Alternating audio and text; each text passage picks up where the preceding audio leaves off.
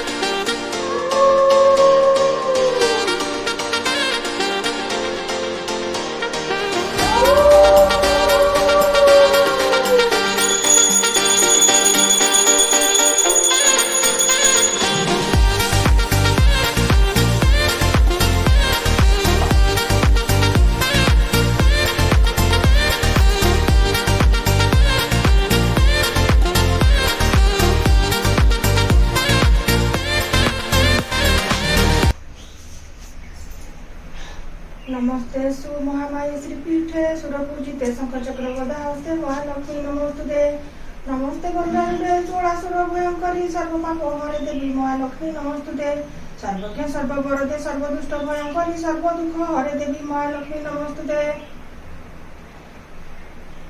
सिद्धि बुद्धि सर्वे सर्वज्ञ सर्ववरदे सर्वदुष्ट भयंकरी सर्वदुःख हरे देवी महालक्ष्मी नमोस्तुते। सिद्धि बुद्धि प्रदे देवी भक्ति मुक्ति प्रदायिनी मंत्र मुक्ते सदा देवी महालक्ष्मी नमोस्तुते। आद्यंतर हिते देवी आद्य शक्ति माहेश्वरी जोगे जोगे जोग संभूते महालक्ष्मी नमोस्तुते। स्थूल सूक्ष्म महारुद्रे महाशक्ति महाधरे महापाप हरे देवी महालक्ष्मी नमोस्तुते। पद्मासने स्थिते देवी परम ब्रह्म स्वरूपिणी परमेष्टि जगत माता महालक्ष्मी नमोस्तुते। प्रणाम करुछि बुढ़ा हबारे मोर मनस्काम तचरित किंचित मु करिबि रचन जगत जननी बारे दिय दिव्य गान। दिनेक नारद पराशर मुनि दुई भ्रमी एक ग्रामे प्रवेशिले जाई। सेही दिन मार्गशीर मास गुरुवार पर्व पड़िथिला सर्वपुरवासींकर प्रति घर द्वार गोमୟରେ लिपा होई लक्ष्मी पाद पद्म चिता पड़िथिला तही। नारी माने स्नान सारी पिंधि जिनबास लक्ष्मी पूजारे सर्वे होइछंती बस। ब्राह्मण ठारू जे चंडाल परिजन्ते लक्ष्मी पूजारे रत अछंती समस्ते। हुड़हुड़ी सबधरे पुरीछि गगन देखिए उत्सव रीति विधाता नंदन। पचारंती पराशर मुनि कुदता कह तपिवर किस चरित। ब्राह्मण चंडाल आदि समस्त जाति रे करुछंती कि उत्सव आनंद मतिरे। केउ व्रत कि उपास अटे नाम काहाकु करंती पूजा तार कि नियम। या शुणी पराशर होई हस हस कहती वचन धीरे शुण विधि शिष। एधान माणिक गुरुवार जे अटई लक्ष्मी देवी कर पूजा व्रत अटई। सबु मास मानकरे मार्गशीर सार तहिरे पड़ई जाऊँ जाऊँ गुरुवार। लक्ष्मीकर प्रिय सेही बार मान जन सबुठारु आज गुरुवारटी प्रधान। एक दिने शुक्ल दशमी गुरुवार पड़िले सुदशा व्रत हुए से दिनर। लक्ष्मीकर अति प्रिय अटई से व्रत यह कही पराशर हेले मन व्रत। पुणी ताहाकु पूछिले ब्रह्मा कुमार लक्ष्मी व्रत करिथिले मर्ते जेउ नर। तहिरु से केउ शुभ फल लभिअछि लक्ष्मी द्रोही होई करी के दुख पाइछि। एहा सबु मो आगरे कह तपिसाई शुणिबाकु ताहा चिते श्रद्धा पूजई। नारद वचन शुणी पराशर मुनि कहती हर्ष चिते सुमधुर बाणी। धन्य हे नारद तुम्हे पवित्र चरित्र लक्ष्मी व्रत कथारे जे होइअछ रत। कहूअछि पुरातन कथा अछि जहा कहब आनंद तुम जात शुणिलेटी ताहा। एक दिने जगन्नाथ पासे लक्ष्मी थिले करपत्र जडिन ताहाकु जणाइले। आजि मो बारर व्रत पड़िला गोसाई तुम्हे आज्ञा देले नगर बुली जिबि मुई। गोविंद बहिले लक्ष्मी नगर ही बुलिब दशमी बाल नाना बेगे रांधि देव। प्रभु मुखरु मात हेमंत शुणिले वस्त्र अलंकार मान जतने पिंधिले। नासिकारे नवरत्न बसणी खंजिले चौसरी रत्नमाला कंठे लंबाइले। कररे बाहुटी रम्य बलय कंकण सुना सुतार माणिक पदक आभरण। बाजणी नुपुर मात पୟରେ खंजिले एपरि नाना भूषणे सुबेश होइले। जेबण माताक अधिकार तिनि पुर आभरण केते मात्र देवा पटांतर। शुण हे नारद ଏହା कही एक चित बुढ़ी ब्राह्मणी रूपकु धरी जगत मात प्रवेश होइले जाई साधुर दुआरे। साधु बाणी उभा होइथिला सेहिठारे। ताकू देखी महालक्ष्मी कहती वचन शुण शुण साधु बाणी होई स्थिर मन। आज परा महालक्ष्मी व्रत गुरुवार लिपा पिछा करुना किंबा घर द्वार। साधु बाणी या शुणी बोलई से क्षणी कि रूपे व्रत हुए कहा पूजा पुणी। बुझाई ता सबु कह हे नानी गोसाई होइले मनकु से व्रत मु करिबई। या शुणी पद्मलया कहती सधीरे शुण साधु बाणी व्रत हुए ए विधिरे।